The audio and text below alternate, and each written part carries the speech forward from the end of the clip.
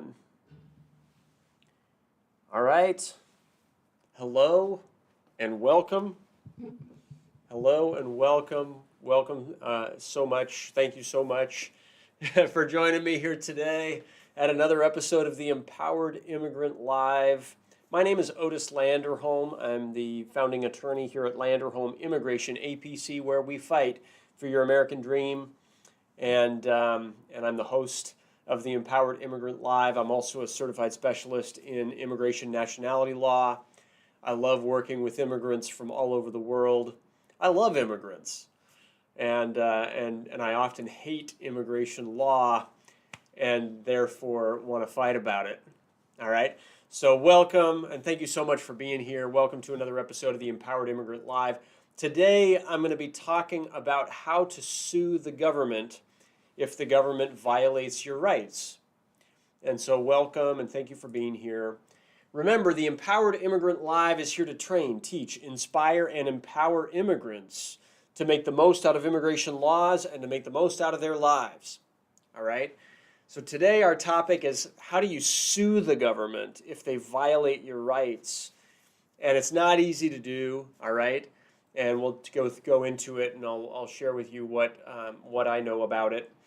And my question for everybody is, do you want to get a green card? Do you want to apply for asylum? Do you want to apply for VAWA or a U visa or some kind of immigration status? Do you want at least clarity about what the best strategy is for you to navigate the complexities of U.S. immigration law? Because if so, go for that. And I'd love to help you with it. And my firm is on a mission to win 10,000 immigration cases in the next 10 years. We would love for your case to be one of them. All right? And so there's so much in the news every day, it seems like. Right now I'm filming this. It's the 24th of July, 2025. Trump is back in the White House now 6 months. Back in the White House. There's been so many changes. Okay? The Lincoln-Riley Act, the recent passing of the big, beautiful bill, which is very, very ugly, which increases the budget that is given to the Trump administration to do additional arrests, to do deportations, etc. You know, the registration requirement, lots of different changes have happened. The big, beautiful bill, which, as I mentioned, is very ugly, and it was signed into law on July 4th. The big, beautiful bill, as it gives so much more money to ICE, what we're going to see, and we're already seeing it, is that immigration is going to start violating the law, and they're going to start violating people's constitutional rights. You know, it is not lawful for them to arrest a person who's a U.S. citizen. It's not lawful for ICE, Immigration Customs Enforcement, to arrest somebody who's a U.S. citizen. If they do that, that's a violation of that person's rights. A person would have the right to sue them. Okay? If they unlawfully deport a person, that's a violation of a person's rights. The big word is unlawfully, right? If it's a lawful deportation, then there won't be any way to recover against the government. But if it's unlawful, if it's unconstitutional, if it's a violation of their human rights, then the government can be sued. And I want to talk a little bit about that today. I am not an expert in this, all right? I've recently gone through a training so that I can start developing my own expertise in this, because this is not directly immigration law. It's actually what we call torts law. It's under a law called the Federal Tort Claim Act.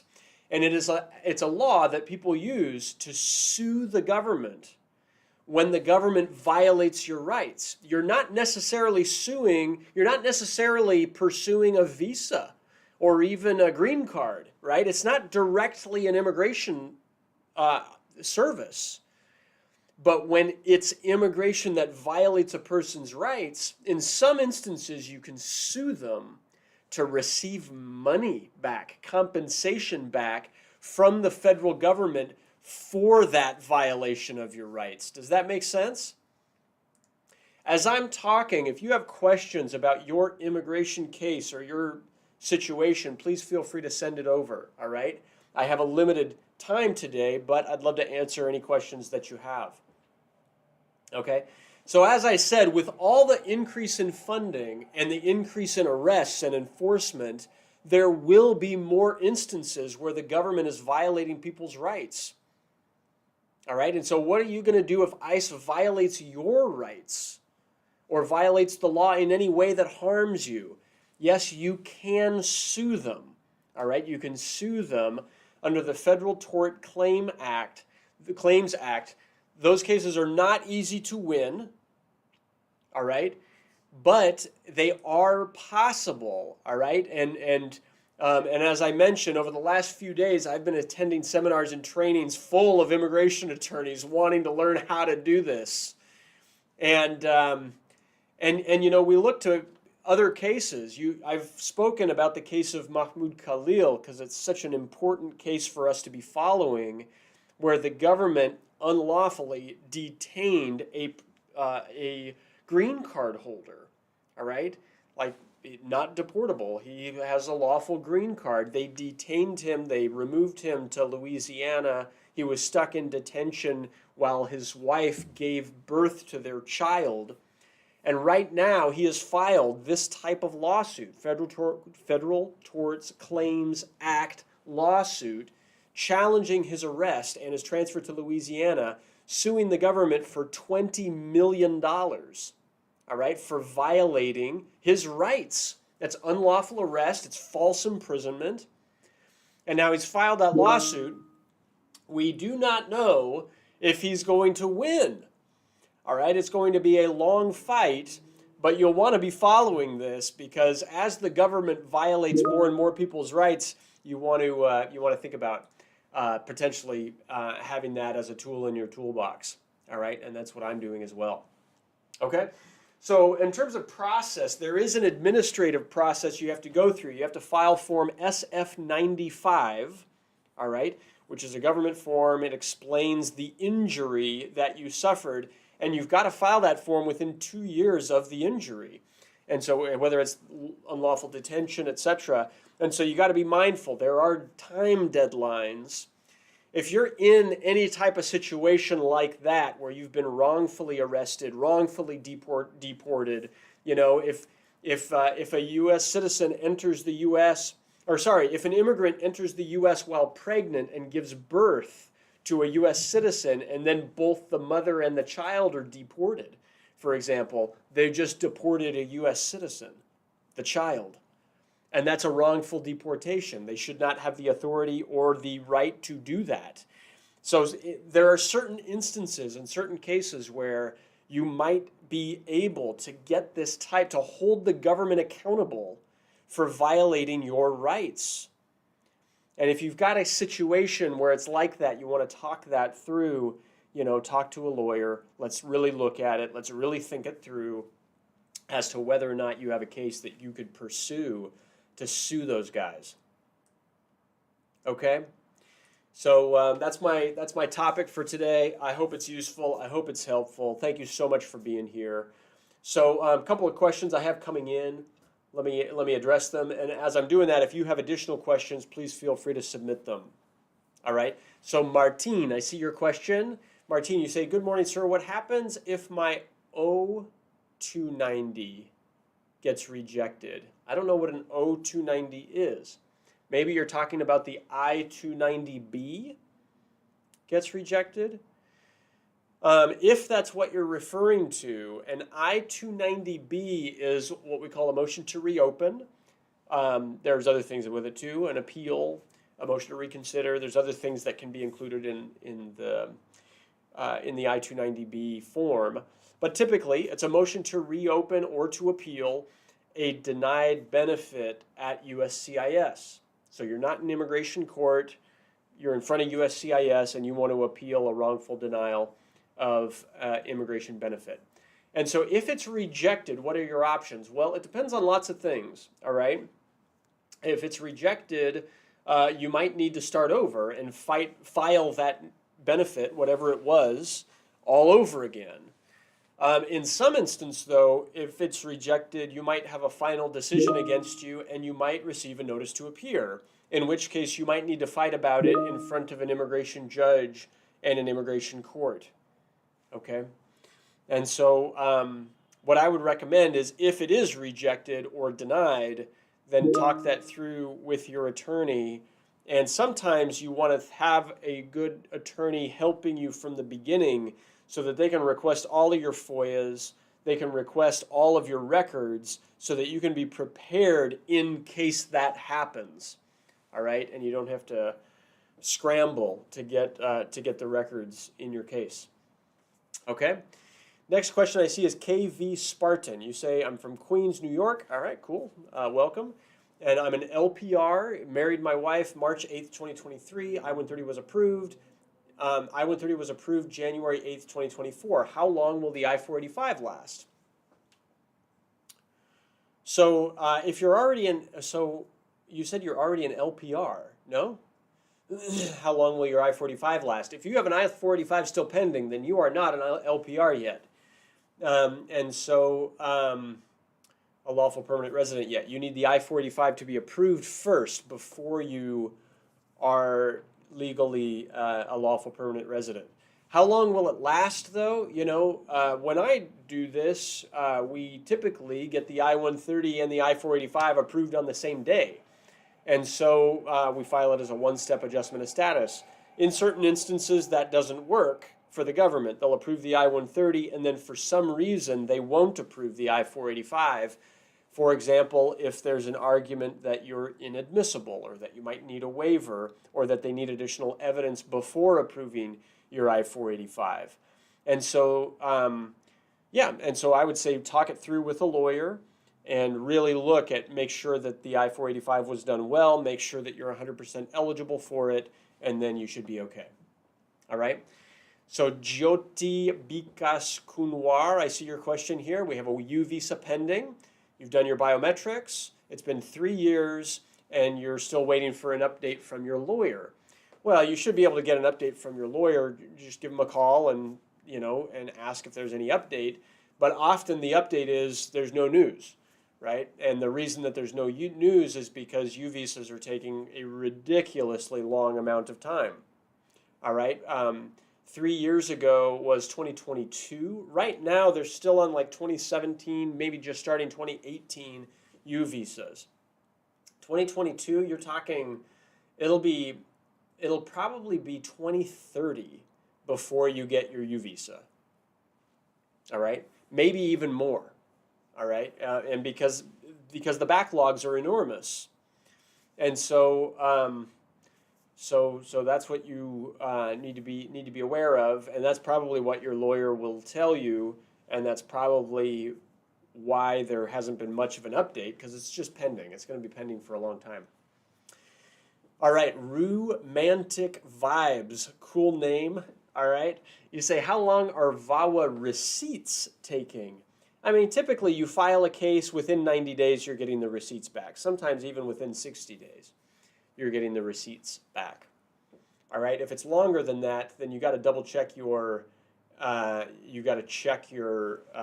mailing. Make sure that and whenever you mail anything to the government, make sure you have tracking on it so you can verify that it was actually received. You should have the receipt within 90 days. All right. Balloon Art Isabella. You say, my son has autism and he's 10 years old. I came in with a visa. Is there anything that I can do to apply before he is 21? You should talk that really through with a lawyer. All right? Yes, there's a case called cancellation of removal, and I'm not recommending that you do that, right? Cancellation is incredibly risky. All right? You file... in order to file it, you have to put yourself into immigration court proceedings, which means you have to confront deportation in order to do cancellation of removal. And so you don't, talk it through very carefully with a lawyer. You might not need to do that and maybe there's a better way, and maybe there's a better option, and it sounds like you already know. Once he's 21, he can petition for you. He can petition for you directly. But yeah, that's that's how that works. Okay. I'm not recommending you do that, and I'm not recommending that you don't do that, right? I'm not recommending anything at this stage. You would want to talk through your full case very carefully with an immigration lawyer first, and then make that decision, okay? Let's see, N. Rod, I see your question here, 2030, question mark. Look at it with a positive view. Trump will be long gone. Yeah, that's true.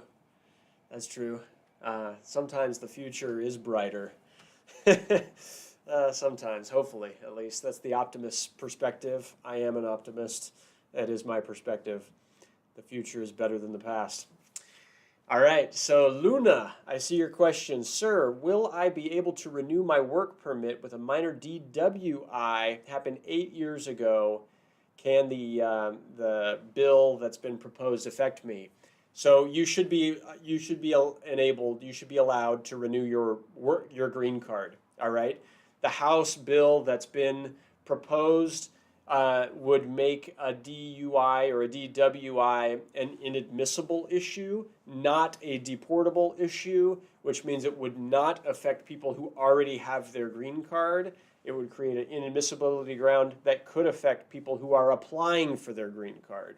And so, Luna, thank you for asking that question. I hope my response gives you some peace. All right, so let's see. I see another question here. You say, hi, I had my green card interview June 9th, and it's not been approved yet. That's common. It's July 24th today. So, talk it through with your lawyer. If you have it's common that it takes a few weeks, right? It sounds like it's been 6 weeks or so since your interview. And so keep monitoring it. If they need additional evidence, they'll ask for it. If there's a red flag in your case, then okay, you might need to really prepare that, right? But if it's an approvable case, you should get it approved here in the not too distant future. Balloon Art Isabella, thank you. You're welcome. Thank you for being here. All right. All right, folks. Thank you all so much for being here. I really appreciate each of you. I see another question here. Let's see. Can a DUI affect an I-130 petition? From Jesus Sandoval. Thank you for that question. Yes, a DUI does not actually affect an I-130 petition at this stage of the game. The I-130 is just really it just says two things. It says first that the petitioner is a U.S. citizen or a green card holder, and second it says that the spouse is your lawful and in good faith spouse. Okay? And so the inadmissibility questions are they're not built into the process of the I-130. The I-130 is really just about the relationship between the petitioner and the beneficiary, okay? And so I wanted to share that. I saw another question up here. U visa, work permit, people are okay. Sababas. U visa, work permit, are people okay? Yeah, thank you for asking this question. So if you have a work permit through the U visa, that's great, right? That typically means that you've been granted deferred action. Deferred action and the bona fide status determination process for U visas, it gives you some protection at least, right? It's like the government has agreed to defer to act against you for the time being, and they've given you a work authorization document, all right? The problem is that those things theoretically could be taken away, but they haven't been as of the filming of this video, right? So right now, yeah, you're okay. Okay? All right. Okay, I see your question. I see your point here. User 454131. U visas are a huge scam, and Trump will get rid of it. I mean, Trump can't just get rid of the U visa.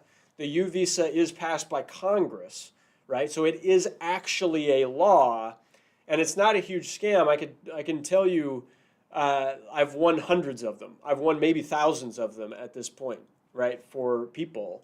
And so a lot of people have won status through the U visa.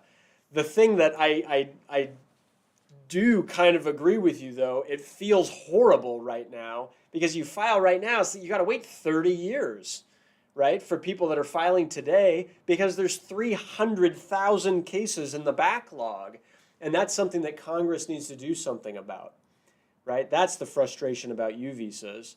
It's not that they're a scam, though. They really do work, right? The challenge is it's so backlogged. They've got to fix that. It's ridiculous. It's very frustrating.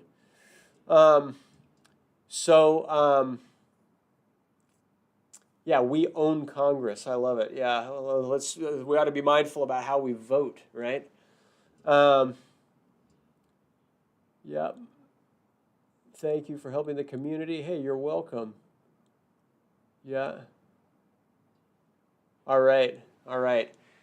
All right, everybody. Well, thank you all very much for being here. Really appreciate each of you. I hope this was useful. I hope it was helpful. If it was, take a moment, go to our channel in YouTube. All right, and hit subscribe to our channel in YouTube. And when you do that, hit the notifications button, and you can receive a notification whenever we upload an additional video with news, with updates, etc. Peace on Earth. I see you said, hi, a 212H waiver granted by USCIS for a CIMT committed with 5 years. Can 212H cover deportability if an N-400 is filed? I mean, the answer to this is yes, right? If you don't need a new 212H waiver with your N-400. If you won your green card lawfully and USCIS waived the crime, right, through 212H, great job. And now you should be okay, right? If more than 5 years go by and you have impeccable moral character within the last 5 years, you should be eligible for for citizenship. All right? You just got to be 100% honest when you fill out your citizenship, and yeah, you should be okay. Path divergence, and then Violate Kidane. All right, I see you both here. I'll answer your questions, and then I've got to go. All right? So path divergence, you say, if you submit an original court disposition at the AOS interview, will it be in your alien file for use at the naturalization interview? It's going to be there, yes. All right, yes, it's going to be there. But you always want to include it again in your naturalization interview anyway. Okay? You always want to include things, everything, in your, I should really be specific. When you file your N-400 for citizenship, you want to include the records of any criminal conviction. All right? You don't want to have it, you don't want to just say, oh, I included it once 5 years ago when I applied for my green card. No, you want to re-include it because you want to show them that you're eligible for citizenship. All right? Bereket Kidane, I see your question here. I applied for the U visa in 2018. Any news for those that applied in 2018? They are starting 2018. All right? And so it depends on when you applied. But 2018, it'll take them 3 years to get through that year. Okay, so it'll be this year, next year, and the year after will be the 2018 U visas. All right. Good question. Good question. All right, JAL, attempted entry and entry are different things. Will it appear in the FOIAs? Yeah, if somebody attempted entry and was caught and sent back, that'll show up in your FOIAs. Versus if somebody did enter and you entered lawfully and you had a stamp, right, that sometimes will appear in your FOIAs too. Okay? And so those are very different things. And yeah, and so you want to be clear about what the record shows so that you can maximize your chances of winning whatever immigration case you're going to do next.